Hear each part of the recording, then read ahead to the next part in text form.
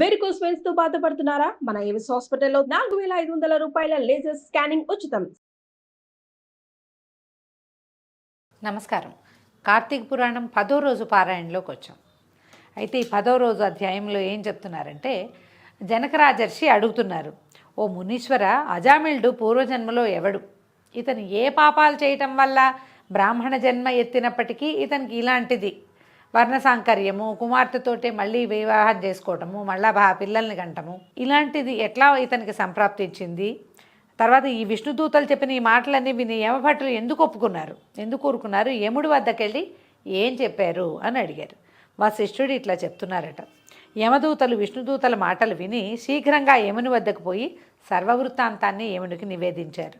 అయ్యా, పాపాత్ముడు, దురాచారపరుడు, నిందిత కర్మల్ని ఆచరించినవాడు అయినటువంటి అజామిళుడు తోడి తెచ్చుటకు అజామిళుడిని తీసుకురావడానికి వెళ్ళినంతలోనే విష్ణుదూతలు వచ్చి మమ్మల్ని ధిక్కరించి అతన్ని విడిపించారు. మేము వారిని ధిక్కరించలేకగా ఆసక్తులమైపోయాము. వారు చెప్పిన ధర్మం కొంత మటుకు సమంజసంగా ఉంది, కానీ అర్థం కాలేదు బాగా.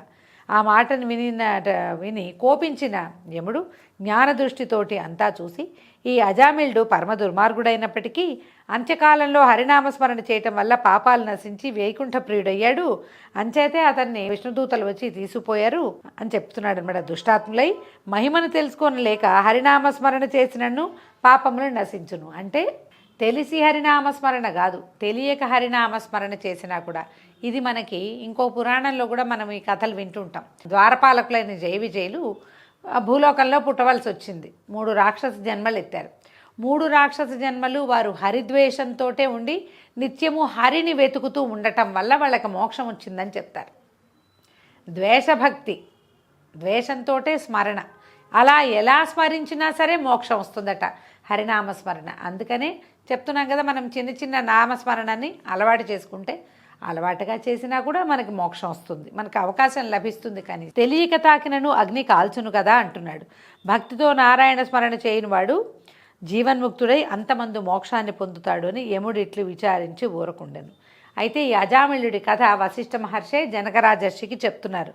అజామిళుడు పూర్వజన్మమున సౌరాష్ట్ర దేశం నందు బ్రాహ్మణుడై శివార్చకుడుగా ఉండి శివద్రవ్యాన్ని హరించుచు స్నానసంధ్యాదులను విడిచి అన్యమానసుడై శివుని పూజించుచు శివునికి అభిముఖంగా కాళ్ళు చాపుకుని శయనించుచు ఆయుధపాణి అయి స్నేహితులతో కూడి నానాలంకార శోభితుడై స్వేచ్ఛావిహారములతో తిరుగుచు బహుభాషి అయి మంచి యవ్వనముతో ఉండెను. అంటే ఇందులో చెప్తున్న విషయం ఏంటండి, ఎవరైతే దేవాలయ అర్చకులుగా ఉంటారో వాళ్ళు బహుభాషులుగా ఉండకూడదు, ఎక్కువ మందితో మాట్లాడకూడదు, సాధ్యమైనంత మౌనాన్ని పాటిస్తూ ఉండాలని చెప్తున్నారు.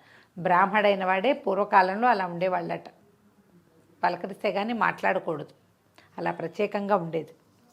అయితే ఆ ఊరిలో ఒక బ్రాహ్మణుడు ఉండేవాడు. అతనికి ఒక రూపవతియు యవనవతి అయినటువంటి భార్య కలదు. ఆ బ్రాహ్మణుడు దరిద్రపీడితుడై అన్నము కొరకై పట్టణములు, గ్రామములు, పల్లెలు తిరుగుతూ యాచించుచుండేటివాడు. ఒకానొకప్పుడు బ్రాహ్మణుడు సంపాదించిన ధాన్యాధికమును శిరస్సున యాయవారానికి వెళ్ళాడనమాట. యాయవారం అని ఉంటుంది, తిథి అవి చెప్పుకొని ఏదైనా యాచించి తెచ్చుకోవటం. ధాన్యాధికాలు శిరస్సును ఉంచుకొని ఆకలితో ఇంటికొచ్చి భార్యతో వసి, నాకు ఆకలి కలుగుతున్నది, త్వరగా వంట చేయము, ముందు మంచినీళ్ళిమ్ము, తాగి శాంతిస్తాను అని ఇలా పదే పదే అడిగాడు. ఇంటికి వచ్చిన వాళ్ళకి మనమే మంచినీళ్ళు ఇవ్వాలి, లేదా తాగుతారా అని అడగాలి. అలా కాకుండా వచ్చిన వాళ్ళే మంచినీళ్ళు ఇవ్వు అని అడిగినా కూడా ఆ భార్య అతన్ని పట్టించుకోలేదు. ఎన్నిసార్లు అడిగినా అతని భార్య అతని మాటను లెక్క చేయకుండా ఆ మనసులో ఆ జారిని ఎవరో స్నేహితుడిని తలుచుకుంటోంది, మాట్లాడకుండా ఊరుకుందట. దాంతో ఆ భర్తకి కోపం వచ్చి ఒక కర్ర తీసి భార్యను కొట్టాడట. ఆ భార్య ఏం చేసింది, నన్ను కొడతావా అని ఆ ఉద్రేకంలో పిడికిలతో ఒక గుద్దుందట. ఆయన గట్టిగా కొట్టేసరి కల్లా భర్త గృహాన్ని విడిచి గ్రామాంతరానికి వెళ్ళిపోయి అక్కడ వెచ్చమెత్తుకుంటూ జీవించి ఈ భార్య సంగతి మర్చిపోయాడు, వదిలేశాడనమాట. ఎంతసేపు ఆలోచించాడంటే భార్య తిండేలాగా తిప్పలేలాగా చూడలేదు, ఇవి ఇలా ప్రవర్తించింది, ఏం చేయబోతుందో రేపొద్దున, అలాంటి ఆలోచనల్లో ఉన్నాడు.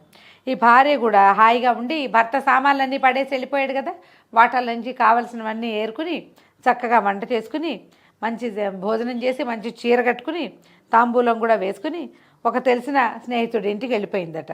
అయితే అతనితో కలిసి ఆ రాత్రంతా నాతో ఉండు నువ్వు, మన ఇద్దరం కలిసి తోటల్లోకి వెళ్దామని అంటే అతనేమన్నట్ట, ఈ రాత్రిపూట నువ్వు మా ఇంటికి రావచ్చా, నువ్వు పెద్ద కులంలో పుట్టావు, ఇట్లా చేయకూడదు, మమ్మల్ని మాతోటి పనికిరాదు, ఏదో వచ్చావు వెళ్ళావు వాకిట్లో కూర్చొని వెళ్ళిపో నువ్వు అనేసరికల్లా ఆవిడ ఒప్పుకోలేదట. నేను పనిమాల నీ దగ్గరకు వస్తే నువ్వు వెళ్ళిపోమంటావా అంటే అతను ఏం చేసేట పక్కన ఏదో రోకలు ఉంటే అది ఎత్తి ఈ బ్రాహ్మణ స్త్రీని కొట్టేసరికల్లా ఆవిడ కూడా కొట్టింది అతన్ని. ఇద్దరు కలిసి కొట్టుకుని సరే వాడిని వదిలిపెట్టేసి రాజమార్గంలో వెళ్తుంటే మొట్టమొదటి కథలో సౌరాష్ట్ర దేశంలో ఉన్నాడు అర్చకుడు శివార్చకుడు అని చెప్పాం కదా, సరిగ్గా శివ పూజ చేయని వాడు అతనికి కనిపించింది. వీళ్ళిద్దరూ ఒకళ్ళని చూసి ఒకళ్ళు మాట్లాడుకుని ఇద్దరు కలిసి ఆ సమీపంలో ఉన్న ఒక తోటలోకి వెళ్ళి చాలా సమయం ఏకాంతంగా గడిపాక ఆ అమ్మాయికి తెల్లవారుచావున సూర్యోదయం అవుతూ అసలు బింబం కనపడేసరికల్లా ఆమెకు అనిపించింది, ఇదేమిటి నేను ఇంత పుట్టాను, ఇట్లాంటి పని చేస్తున్నాను, నేను చాలా తప్పు చేస్తున్నానని కర్మసాక్షి అయిన శివుడికి నమస్కారం చేసుకుని ఇంటికి వెళ్ళిపోయింది. వెళ్ళి ఏం చేసింది, అది భర్త ఎక్కడున్నాడో వారా వీర చాకలి వాళ్ళు చుట్టుపక్కల ప్రాంతాల్లో ఉన్న పనులు చేసుకునే వాళ్ళు ఉంటారు, రైతులు, వాళ్ళని కనుక్కొని మా ఆయన ఎక్కడికి వెళ్ళాడని అక్కడి నుంచి ఆయన్ని పిలిపించుకుని సరే బతిమలాడి బామాలి ఆయన్ని కాళ్ళు పట్టుకుని ఇంకెప్పుడు పొరపాట్లు చేయను, నీ మీద చేయత్రాలు లాంటివి పొరపాట్లు చేయనని ఆయన్ని సరి చేసుకుని అటు పెట్టుకుంది. వాళ్ళిద్దరూ కలిసే ఉన్నారు, సుఖంగా ఉందట. అయితే కొంతకాలానికి శివార్చకుడు మరణించి ఎవరైతే ఈలాగా అన్య భార్య సంగమం చేశాడో అతను మరణించి యమలోకంలో ఉండి క్రమంగా రౌరవాది నరక దుఃఖాలన్నీ అనుభవించి తిరిగి భూమి యందు ఈ సత్యవ్రతుడనే బ్రాహ్మణుని ఇంట్లో అజామిళుడుగా జన్మించాడు. ఇతను ఆ సమస్త పాపాలు మూటకట్టుకున్నప్పటికీ అంత్యకాలంలో అంటే మరణించే కాలంలో హరినామస్మరణ కలిగి అతనికి సప్తజన్మార్జితంగా 7 జన్మల నుంచి అతను ఆర్జించినటువంటి పరమ పాపాల వల్ల కలిగినటువంటి ఆ పాప భారాన్ని మొత్తాన్ని కర్మాన్ని అంతటినీ పోగొట్టుకుని మోక్షాన్ని పొందాడు. ఆ బ్రాహ్మణి కూడా ఈయన చేసిన తప్పుల్లో ఇంకొకటి ఉంది. ఏ బ్రాహ్మణి అయితే భర్తని వదిలిపెట్టి ఈ అజామిళుడి దగ్గరికంటే ఇతని శివార్చకుడుగా ఉన్నప్పుడు అతనితో సంగమం చేసిందో ఆమె కూడా కొంతకాలానికి మరణించి నరకమునందు అనేక బాధల్ని యాతల్ని పొంది భూమి యందు కన్యాకుబ్జమందు ఒక చండాల కన్యకగా జన్మించింది.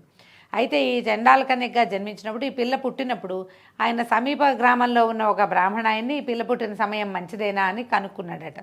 ఈ పిల్ల పుట్టిన సమయం మంచిది కాదంటే చాలామంది పిల్లల్ని కలిగినటువంటి ఈ చండాలుడు ఆ బాలికను తీసుకెళ్ళి ఎక్కడో అడవిలో వదిలిపెట్టేశాడట.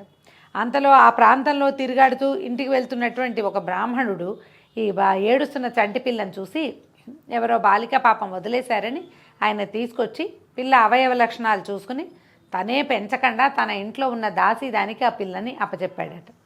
అప్పచెప్పేసరికి ఆ దాసియే ఆమెను పెంచింది. ఈ తర్వాత ఈ దాసి స్త్రీ దగ్గర పెరిగినటువంటి చండాల కన్యకనే అజామిళుడు దగ్గరికి తీశాడు. ఆమెకి చెట్టు మీద నుంచి పడి చనిపోయింది. మోక్షం వచ్చిందో ఏమైందో, నరక బాధలు అనుభవిస్తూ ఇంకేదో అయి ఉంటుంది.